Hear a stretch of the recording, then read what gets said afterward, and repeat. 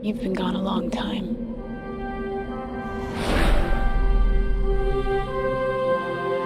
Where did you go?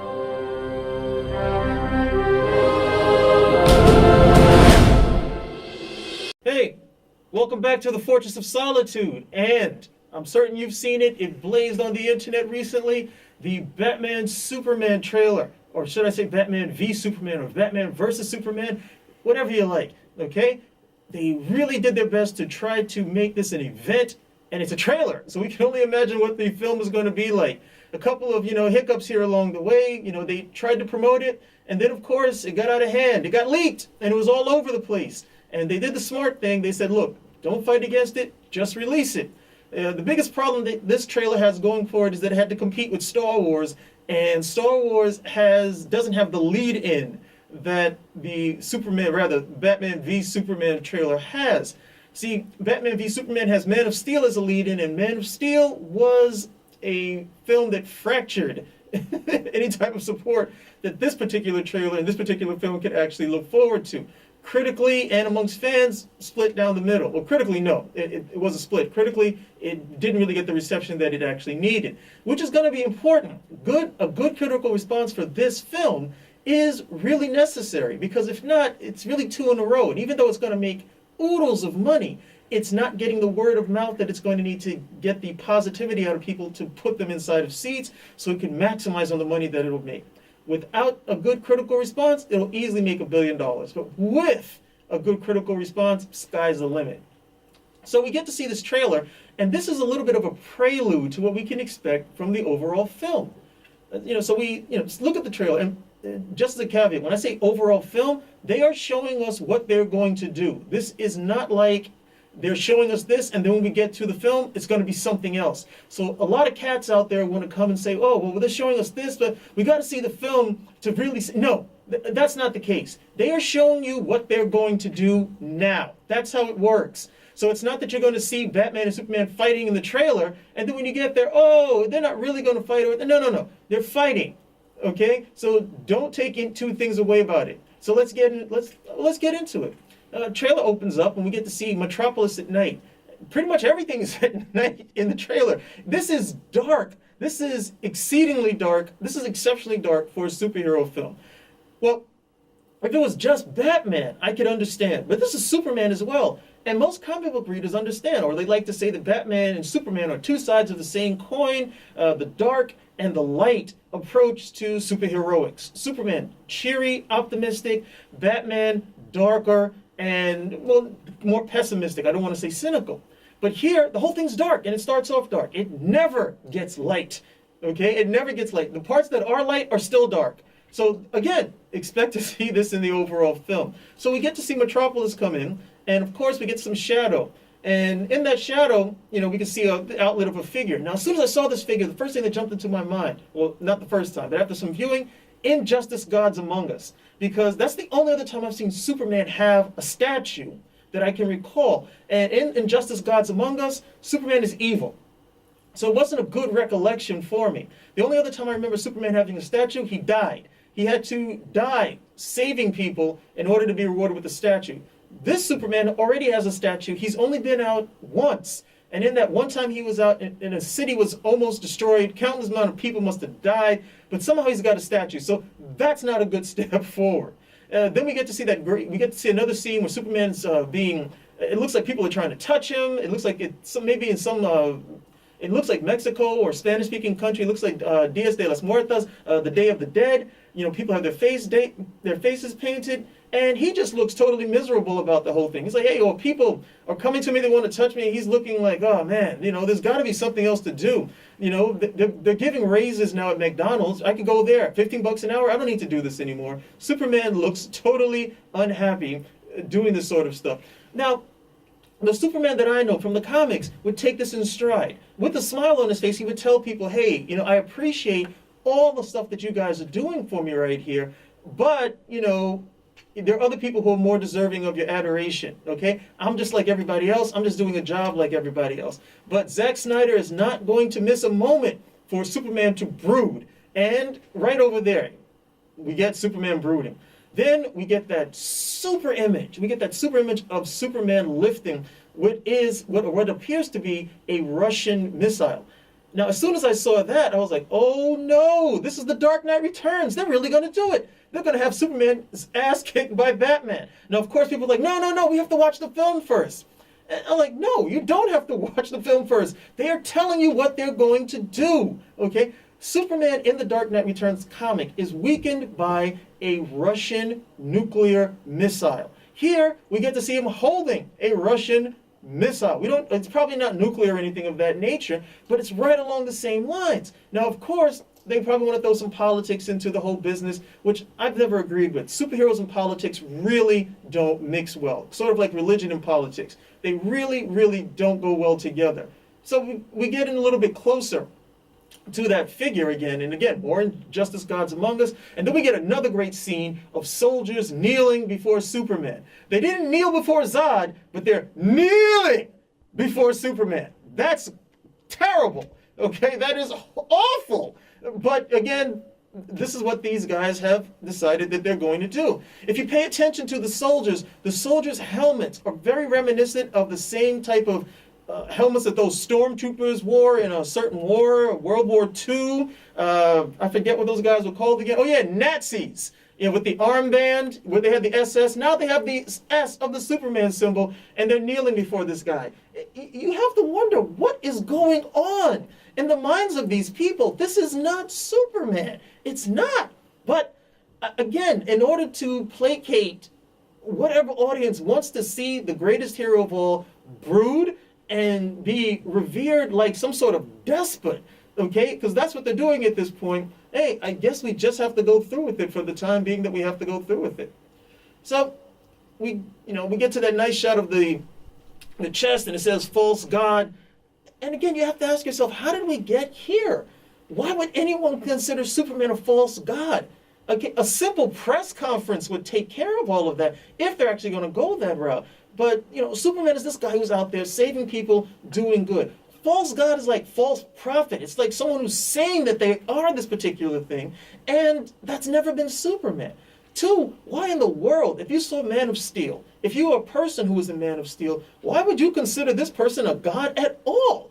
Most people would probably have no idea of Superman's true role in what was done in that film, because it happened so quickly, and there was so much destruction that happened, and he was at the cause of it. And anybody who understands the entire film, people would have a legitimate gripe saying, you know what, get off the planet. We don't know who else is going to come because you're here. The only reason why these people came here is because of you. Get out. Hey, you buddy, get the hell out. There would be no problem with that. But the whole worship and the God portion, where is that coming from? It's coming from absolutely nowhere. Snyder wants this sort of angst, he wants this sort of conflict, and people believe that this is some sort of complexity that's added to it, but it doesn't make sense. It doesn't make sense based on the first film. So unless Superman has done things off screen that we're going to be hip to by the time we get into this film, it just doesn't make sense that Superman is going to have any sort of adoring fans or anything of that nature. So we get some scenes with Batman, and then the scenes with Batman. Batman's looking at the suit. Yeah, that's been done. Batman's driving in his car. Okay. Batman's flying in his ship. Okay. Batman's shooting guns out of his ship in his car. People may take umbrage with that, but Batman shot guns in his very first film in 1980, in the Batman film 1980, the 1989 Batman film with Tim Burton. He went into, if you don't remember, he went into the factory, guns ablazing, was just shooting the whole place up. And no, those were not rubber bullets. His suit does look pretty good, but we have to remember that's CGI. We still haven't really seen Ben Affleck in the suit. That CGI image was hot, does look good, but it's still CGI, and CGI can make a whole bunch of stuff look good. What it doesn't make look good is that armor. It's already gone around the net. We've already had the comparison of Batman in the armor looking just like Lego Batman. That's not a good comparison. But it's also not cool that people are slating it this early.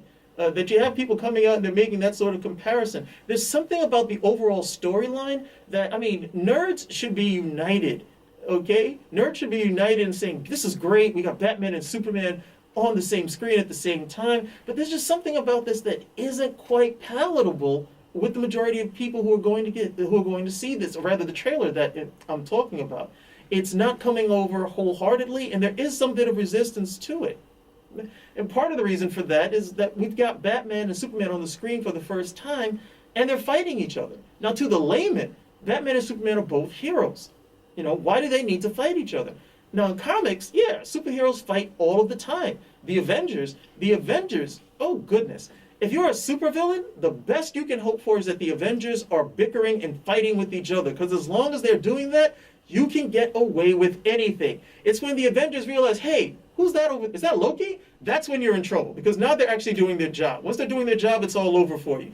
But before that, if they're bickering, no problem. But the DC superheroes didn't necessarily do that. And Batman and Superman are the pinnacle of the DC superheroes. So the layman's going to come in and ask, well, why are these two guys fighting in the first place? Shouldn't one of the two of them be smart enough to realize we're not supposed to be fighting each other, that we both represent the same cause, if only in different ways? And by different ways, I'm wearing a bat suit, okay, and you're wearing your suit. That's pretty much the big difference, okay? But we have to have a fight because that's what they've contrived needs to happen. We get some more images that remind us of The Dark Knight Returns. We get to see Batman on top of that building with a rifle, which he also used in Dark Knight Returns in order to cross buildings. And even the armor that he's in, and that sequence where Superman appears. He's up in the air, he's hovering, and then he floats down straight out of The Dark Knight Returns. Okay? So if you're a Superman fan, you understand the perils of The Dark Knight Returns. The Dark Knight Returns is where Superman loses the fight. If you can honestly say that he loses the fight. Since Batman's whole plan was to lose the fight. He was supposed to die before Superman could actually do something. It's pretty silly when you think about it, even though it's really a great story. But Batman's idea was that I'm going to get as many punches and licks in as I can before I die. And then he won't be able to fight me anymore and I'll be able to sneak off. So it's pretty petty.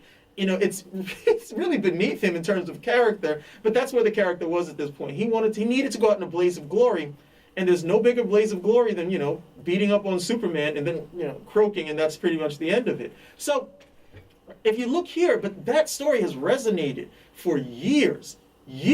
We're talking over 30 years. This story has resonated that Batman can beat Superman. Now, in that fight, they wanted to say that Superman was weakened in the fight, and that's why it went, no, Superman was weakened, but even in the comic, Batman says that Superman, he's not 1/100th of what Superman is. Okay, that means Superman is still 100 times better. If he wanted to stop that fight, he could have stopped it at any particular time. He decided that that was not the case, that he wanted Batman to surrender, even though it was pretty obvious that Batman was never going to surrender. But with super speed, he could have ended that whole thing. But what The Dark Knight Returns legacy is that it has promulgated all of these carbon copies of that particular fight, where someone comes up with another contrivance on top of contrivance that Batman can somehow beat Superman in a fight. It's lovely for Batman fans, okay? It's not so good for Superman fans. Overall, in terms of the comics, at this point for myself, I have to admit it's kind of boring, because you can only do this so many times before you realize, look, there's no reason why Batman should be able to do this. Super speed alone shuts down the fight. The only way any of these things work is that Batman has to come up with this really contrived plan on one hand, and on the other hand, Superman has to be a complete moron. He has to be in the most moronic sense of the word in order for Batman's plan to work. It just doesn't make any sense. Why is Superman going to fight toe-to-toe with him when he could just peel him out with heat vision and that's the end of it? Batman's always going to need some sort of armor. I'm pretty certain the armor is easy enough to take out from a distance. With super speed, he could scoop him up before Batman even had a chance to flick the on switch. But for some reason, no. They've got to go fist cuffing. You don't need to do this if you need to shut him down. It really just makes him look stupid. If this was a villain and Superman needed to take him out, would he do the same thing? I guess he would, depending on who's writing it. But overall, it just doesn't look well. Now, comic book readers accept this because this is part of comic book lore. Superheroes fight. If Spider-Man wants to beat up Firelord, hey, all that needs to happen with the Firelord is that he gets hit by a bunch of gasoline, or he gets blown up in a gas station, and now Firelord is weak enough that Spider-Man can beat down on him. It's totally implausible, but it's part of the landscape of comic books, comic book readers will accept it to a point, especially if it's your favorite hero. Then you'll accept just about anything because he won. When he loses, it's like, no. Then you can see all the inconsistencies. But when the guy wins, like, no, this is great. Look at it. It's art. You can feel it. Look at that texture. Look at the color. So, if you're a fan of The Dark Knight Returns because of the portrayal of Batman in that, then hey, you are really going to look forward to this. If you're a Superman fan, oh my goodness, you can only imagine the damage that would be done by this film, as there was so much damage done to Superman with The Dark Knight Returns. Not a good place to be. Overall, I just don't feel the trailer does what it needs to do. I mean, for myself, I'm not interested in this film. I'll probably see it since I'm going to have to review it, but I'm just not interested in the film. There's nothing here in this trailer that makes me want to see it because Man of Steel was such a big disappointment for me. So everything I'm looking at, this looks like Man of Steel squared in terms of the darkness and the fighting and the portrayal of Superman that is just not sanguine to taste like mine because of how Superman has been portrayed in comics for so long. You can't portray a guy for 30 years to someone and then just totally about face him and say, well, no, come along for this ride. No, I think I'll walk. You guys can drive over the cliff whenever you like to. The other part of the trailer is that they're not offering anything familiar. If you compared, and you can't really compare the two, but the reaction to the Star Wars trailer was overwhelmingly positive. Why? Because they did everything that they needed to put people on their side. They gave them enough of the nostalgia, enough familiarity, okay, in addition to showing aspects of the film that were going to be new. When Han and Chewie show up on the Millennium Falcon and say, Chewie, we're home. And then Chewie, yeah, it's corny as all hell. But that's what people want. They want that familiarity. If you give them that familiarity, they'll stick with you the whole time. Okay, they'll go through the whole ride. They might even defend it if the ride is a little bit bumpy. All right? But without that, for a fan like myself, it's kind of like, bit me once. I'm a little bit shy now to go back for another bite. So, Batman Superman trailer. I mean, they're telling you everything that's going to happen here, okay? Batman is going to kick Superman's tail, okay? Just like he did before, it's going to happen. It's going beat by beat. To be quite honest, Superman has already lost this fight. Why? Because they're putting someone of Superman's ability and power next to Batman and saying it doesn't matter. Batman will always be able to come up with some sort of plan in order to do this. And when you do that, you automatically weaken every other hero because at that point, you're saying that nobody's better than this guy.